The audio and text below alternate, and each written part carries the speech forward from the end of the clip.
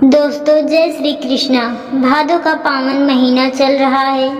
ये माह भगवान श्री कृष्ण और गणेश जी का माना जाता है।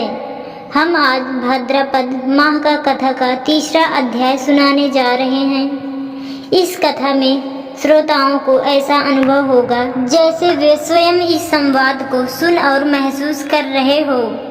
भाद्रपद का तीसरा दिन था। प्रातः काल का समय, जब आकाश में लालिमा फैल रही थी और मंद हवा फूलों की सुगंध लेकर बह रही थी। देवलोक में भी एक विशेष हलचल थी। स्वर्ग के पुष्पवान में जहाँ कलियां ओस से भीगी हुई थी, नारद मुनि वीणा हाथ में लेकर धीरे धीरे ब्रह्मलोक की ओर जा रहे थे। उनके मन में एक गहरी जिज्ञासा थी। भाद्रपद के तीसरे दिन का वास्तविक महत्व क्या है और इस दिन मनुष्य क्या करे कि उसका जीवन कल्याणमय हो जाए।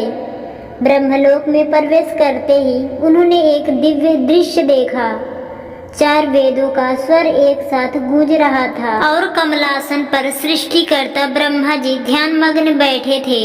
उनके मुख पर अनंत करुणा थी और उनके 4 हाथों में वेद कमंडल, अक्षसूत्र और कमल शोभा पा रहे थे। नारद जी ने प्रणाम कर कहा, प्रणाम पितामह, मैं एक जिज्ञासा लेकर आया हूँ। आज भाद्रपद का तीसरा दिन है। मैंने लोगों में सुना है कि यह दिन बहुत ही पवित्र और दुर्लभ फल देने वाला है, लेकिन इसका रहस्य क्या है और मनुष्य को इस दिन क्या करना चाहिए ताकि उसका जीवन सफल हो। ब्रह्मा जी ने अपनी करुणा भरी दृष्टि नारद जी पर डाली और बोले, नारद, यह प्रश्न अत्यंत महत्वपूर्ण है। भाद्रपद का तीसरा दिन वह अवसर है जब ब्रह्मांड की ऊर्जा और ईश्वर की कृपा विशेष रूप से सक्रिय रहती है।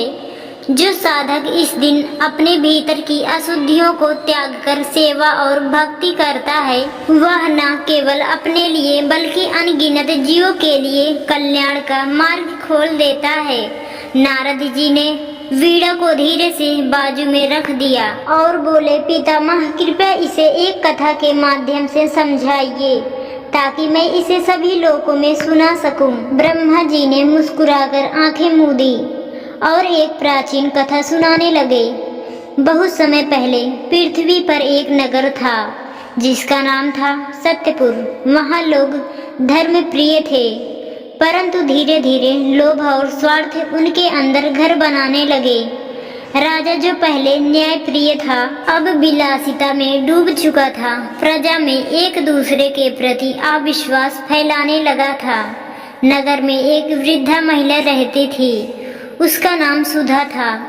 वह निर्धन थी, पर हृदय से अत्यंत दयालु। उसका एक ही संकल्प था, जब तक सांस है किसी भूखे को बिना भोजन के नहीं जाने दूंगी। लेकिन अब लोग इतने स्वार्थी हो गए थे कि सुधा का उपहास करने लगे। तुम्हारे 2 रोटियों से क्या बदलेगा संसार। भाद्रपद का तीसरा दिन आया। उस दिन नगर में भीषण तूफान आ गया। नदियां उफान पर थी, खेत जलमग्न हो गए और लोग अपने घरों में दुबक गए। ऐसे में सुधा ने अपनी छोटी सी झोपड़ी का दरवाजा खोला और एक दीपक जलाकर खिड़की पर रख दिया। उसने कहा, जो भी इस अंधकार में रास्ता भटक रहा हो, इस दीपक की रोशनी देखकर यहाँ आ जाए। रात भर में 8 अजनबी भूखे, भीगे और थके हुए उसके घर आए।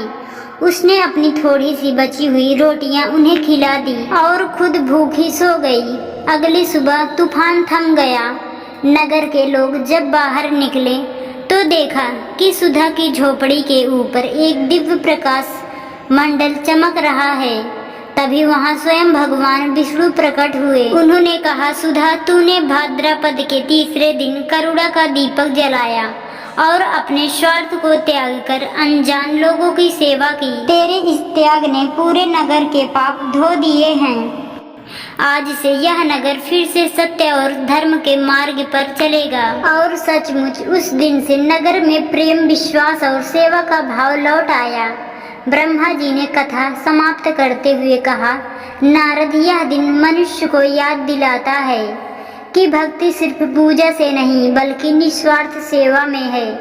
भाद्रपद के तीसरे दिन अगर कोई अपने मन का दीपक प्रज्वलित कर ले करुणा, दया और प्रेम से, तो उसके जीवन के अंधकार मिट जाते हैं। इस दिन किए गए पुण्य का प्रभाव अनगिनत जन्मों तक रहता है। नारद जी ने आंखों में चमक लिए कहा, पितामह, मैं यह संदेश सभी लोगों में पहुंचाऊंगा।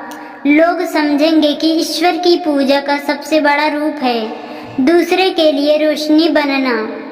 ब्रह्मा जी ने आशीर्वाद देते हुए कहा, जाओ नारद, और यह भी कहना कि सेवा के लिए भाद्रपद का तीसरा दिन सिर्फ एक जरूरत है।